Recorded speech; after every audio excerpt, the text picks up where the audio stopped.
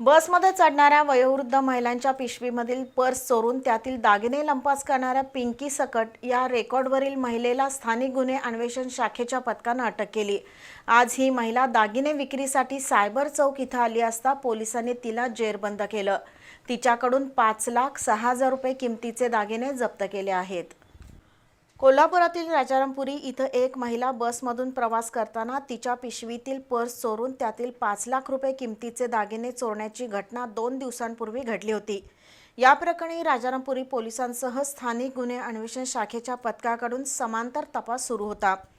दरम्यान पोलिसांना खबऱ्याच्या माध्यमातून मिळालेल्या माहितीनुसार पोलीस निरीक्षक सुशांत चव्हाण यांनी सायबर चौकात सापळा लावला।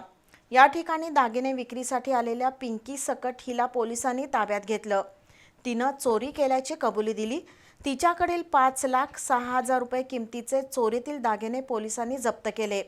ही कारवाई पोलीस उपनिरीक्षक जालिंदर जाधव, पोलीस अंमलदार संदीप सावंत, सत्यजित सावंत, वैभव पाटील, शिवानंद मठपती, महेंद्र कोरवी, सत्यजित तानुगडे, गजानन गुरव, विशाल खराडे, संतोष बर्गे, प्रदीप पाटील, सागर चौगुले, अरविंद पाटील, प्रतिभा पेटकर यांनी केली।